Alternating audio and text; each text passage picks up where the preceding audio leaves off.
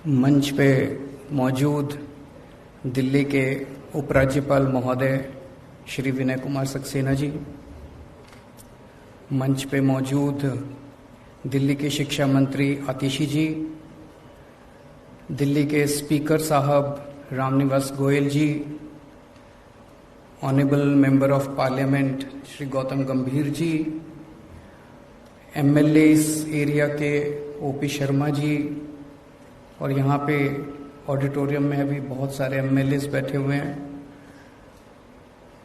यहाँ के vice chancellor साहब डॉक्टर महेश वर्मा जी, अन्य सभी अधिकारीगण, डीन्स, वेरियस अथॉरिटीज़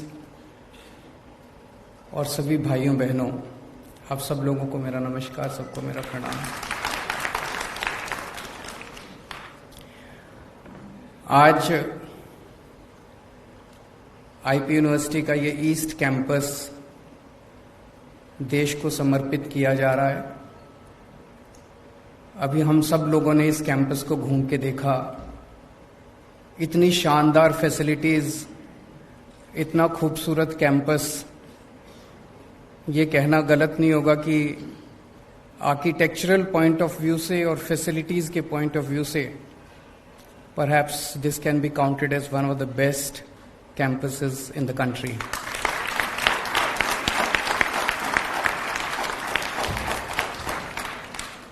इसके लिए मैं पूरे देश को बधाई देता हूं, क्योंकि पूरे देश भर से यहाँ बच्चे पढ़ने आएंगे। दिल्ली के लोगों को बधाई देता हूं, इतनी शानदार यूनिवर्सिटी कैंपस बन के तैयार हुआ, और ख़ास तौर से ईस्ट दिल्ली के लोगों को बधाई देता हूं। ईस्ट दिल्ली में इस किस्म की यूनिवर्सिटी या कैंपस नहीं था।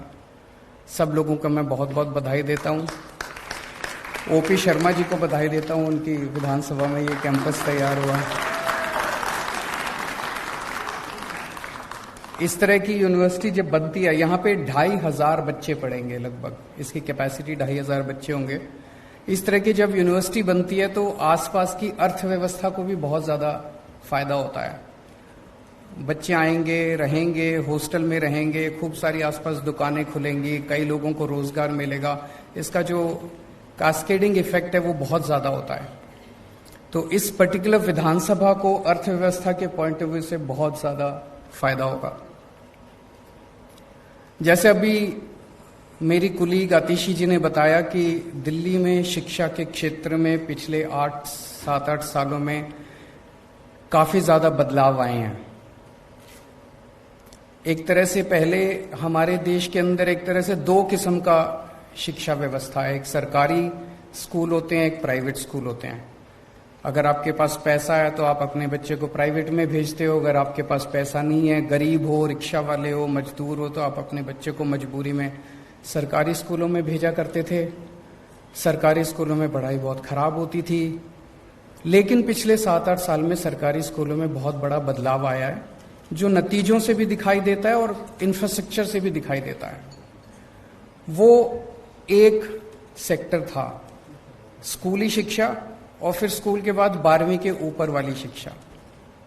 तो 12वीं तक की शिक्षा में तो हमने एक तरह से दिल्ली में एक मॉडल तैयार कर दिया, एक तरह से एक सिस्टम तैयार कर दिया। भाई अब दिल्ली के सरकारी स्कूल बहुत अच्छे कर दिए, नतीजे भी 97। कोई बात नहीं, बाद में बोल लेना, हाथ जोड़ के।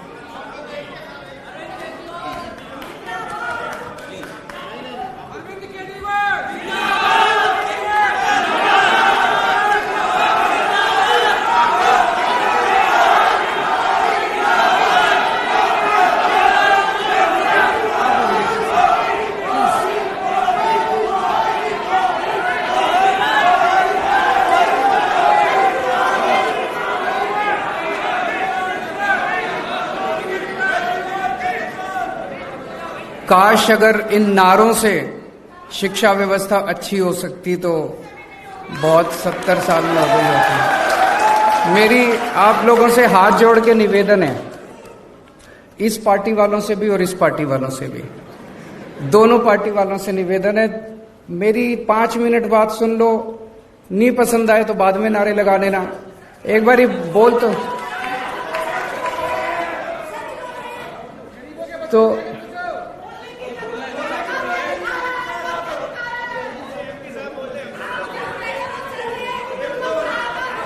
कंफ्रंटेशन हो जाएगी। Arvind ji please, university function stop please. इसको अगर आप इजाजत दें मैं 5 मिनट बोल लेता हूं, और 5 मिनट में अगर आपको मेरी बात अच्छी नहीं लगे तो मेरी बात छोड़ जाना।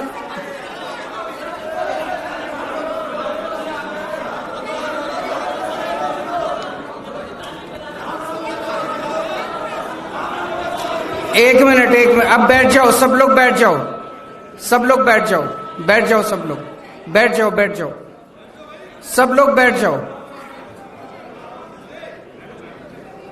सब लोग बैठ जाओ। तो एक तरह से 12वीं तक अपने पास अब एक सिस्टम है, अगर आपके पास पैसे नहीं भी हैं तो आपको अच्छी शिक्षा मिलेगी। आप सरकारी स्कूल में भेज दो, आपके बच्चे को अच्छी शिक्षा मिलेगी। अब अपने को 12वीं के बाद की शिक्षा के ऊपर ध्यान देने की जरूरत है। दिल्ली में हर साल लगभग 2.5 लाख बच्चे 12वीं पास करते हैं। इसमें से लगभग 1.5 लाख बच्चे सरकारी स्कूलों से निकलते हैं, 1 लाख बच्चे प्राइवेट स्कूलों से निकलते हैं। जब हमने जिम्मेदारी संभाली थी 2015 में, तो उस वक्त 12वीं के बाद सारे कॉलेजेस मिला के, और डीयू का भी एक स्टेटिस्टिक्स लिया गया। डीयू में जैसे जो दिल्ली सरकार की यूनिवर्सिटीज हैं उनमें तो 85% सीट जो हैं वो दिल्ली के बच्चों के लिए रिजर्व हैं, लेकिन डीयू के अंदर सीटें रिजर्व नहीं है। तो एक एस्टीमेट बनाया गया भी दिल्ली के बच्चों को कितने एडमिशन होते हैं दिल्ली यूनिवर्सिटी में, वो सारा मिला लिया जाए तो एक रफ एस्टीमेट ये है कि 2.5 लाख में से 1.1 लाख बच्चों के लिए दिल्ली में सीट अवेलेबल थी। तो एक तरह से 1.4 लाख बच्चों का डेफिसिट था। पिछले 7-8 साल के बाद अंदर ये 1.1 लाख से हम इसको 1.5 लाख तक ले जा पाए हैं। आज 1.5 लाख बच्चों के लिए 12वीं के बाद सीट अवेलेबल है। अभी भी 1 लाख का डेफिसिट है, हमें अभी 1 लाख और बच्चों के लिए सीट्स क्रिएट करने की जरूरत है। लेकिन सबसे बड़ी इशू उठता है, और वो ये है कि पढ़ने लिख के बाद भी अगर नौकरी नहीं मिले तो फिर एक मन में प्रश्न तो उठता है कि क्या शिक्षा सार्थक थी जो हमने पढ़ाई लिखाई की, अपर एजुकेशन। आज सबसे इंपॉर्टेंट चीज एक युवा के सामने यही है, jobs, jobs, jobs and jobs. अगर जॉब्स नहीं मिलेंगे, पढ़े लिखे हाथ में डिग्री लेके घूमने से कोई फायदा नहीं है। और ये सारा सिस्टम 1830 ईस्वी में मैकॉले ने बनाया था। उसके पहले जो भी भारतीय सिस्टम था, हमारे देश में एजुकेशन का सिस्टम था, जो मैंने पढ़ा है बताते हैं बहुत अच्छा सिस्टम था। अंग्रेजों के आने के पहले गांव गांव के अंदर स्कूल थे, जो आचार्य का सिस्टम था, चाहे राजा का बेटा हो चाहे रंग का बेटा हो, सारे एक ही साथ स्कूल में आके रहते थे। और फिर इन्होंने सारा हमारा एजुकेशन सिस्टम तहस नहस कर दिया अंग्रेजों ने आके 1830s के अंदर मैकॉले ने सारा। और उन्होंने जो शिक्षा व्यवस्था बनाई, वो शिक्षा अवस्था भारत के लिए नहीं बनाई थी, वो सारी शिक्षा अवस्था उन लोगों ने बनाई थी क्लर्क पैदा करने के लिए, कि पढ़े लिखे क्लर्क पैदा होंगे और वो अंग्रेजों की सेवा करेंगे। अनफॉर्चुनेटली आजादी के बाद हमने इसमें शिक्षा व्यवस्था में मूलचूल परिवर्तन नहीं किया।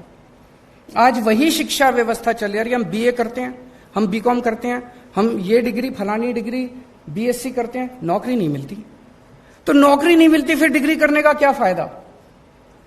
अब हमें कुछ ना कुछ करके हम लोगों को ऐसी शिक्षा देनी पड़ेगी जो कि अल्टीमेटली आपको रोजगार दिलवाए। मैं अभी पढ़ रहा था, मैं अभी डॉक्टर साहब से डिस्कस कर रहा था, यहां पे अब जो शिक्षा देने का प्लान किया जा रहा है, वो लग रहा है कि शायद यहां पे डिजाइन के ऊपर आपको सिखाया जाएगा, ऑटोमेशन पे सिखाया जाएगा, आर्टिफिशियल इंटेलिजेंस पे सिखाया जाएगा, रोबोटिक्स पे सिखाया जाएगा, इनोवेशन पे सिखाया जाएगा, मशीन लर्निंग पे सिखाया जाएगा, डेटा मैनेजमेंट पे सिखाया जाएगा। ये सारी चीजें आज तकनीकी युग के अंदर ये डिमांड है सोसाइटी की। मुझे उम्मीद है कि यहां से निकलने वाले बच्चों को तुरंत नौकरी मिलेगी। लेकिन मेरा यह मानना है कि हर यूनिवर्सिटी के वाइस चांसलर की अकाउंटेबिलिटी इसी बात से फिक्स होनी चाहिए कि आपके निकलने वाले कितने बच्चों को नौकरी मिली, यह जरूरी होना चाहिए, सबसे इंपॉर्टेंट है। अब मैं इस पे एक चीज आप लोगों के सामने रखना चाहता हूं। नौकरियों की कमी है। सारे बच्चे अगर निकल के नौकरियां ढूंढने लग गए तो नौकरियां नहीं है इस देश के अंदर। हम बार बार ये कहते हैं कि हमें नौकरी ढूंढने वाला नहीं, नौकरी देने वाला बनना है। उस दिशा में अब अपने को अपनी शिक्षा व्यवस्था को ले जाना पड़ेगा। इसका एक छोटा सा प्रयास दिल्ली सरकार में हम लोगों ने किया। 11वीं और 12वीं के बच्चों को हम लोगों ने बिजनेस करने के लिए हमने उन लोगों को प्रेरित किया। इसको हमने बिजनेस ब्लास्टर्स प्रोग्राम या एंटरप्रेन्योरशिप क्लासेस का नाम दिया। इसमें क्या करते हैं कि एक बच्चे को 2000 रुपए देते हैं, 11वीं और 12वीं के बच्चों को 2000 रुपए देते हैं और उनको कहते हैं इस 2000 रुपए से बिजनेस करो। तो सुनने में बड़ा अटपटा लगता है, आप लोगों को भी लगता होगा, पर शुरू में मनीष जी और आतिशी जी ने जब इस पूरे प्रोग्राम को कंसीव किया, मुझे भी लगा यार पता नहीं क्या 2000 रुपए में क्या बिजनेस होगा। उसमें वो क्या कर सकते हैं, बच्चे इकट्ठे होते हैं, 4 बच्चे, 10 बच्चे, 15 बच्चे, वो टीम बनाते हैं। तो 15 बच्चे आए, 15 बच्चों ने अपने 2-2000 रुपए डाले, वो 30,000 रुपए हो गए। वो 30,000 रुपए से फिर 1 मिनट मैडम,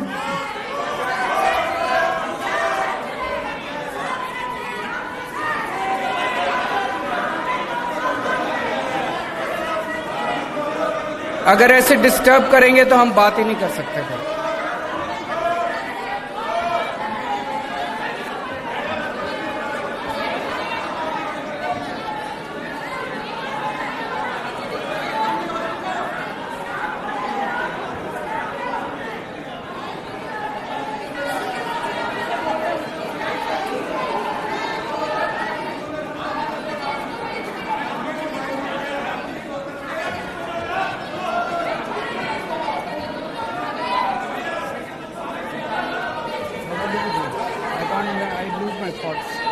मैं ऐसे नहीं कर सकता है, पर कंक्लूड से मुझे बुलाएगी।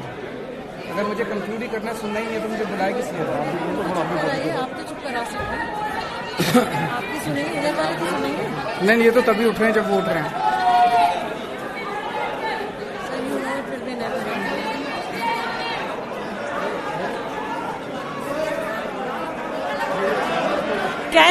Can we hear what sir has to say, please? Can we hear what sir has to say? Please stop.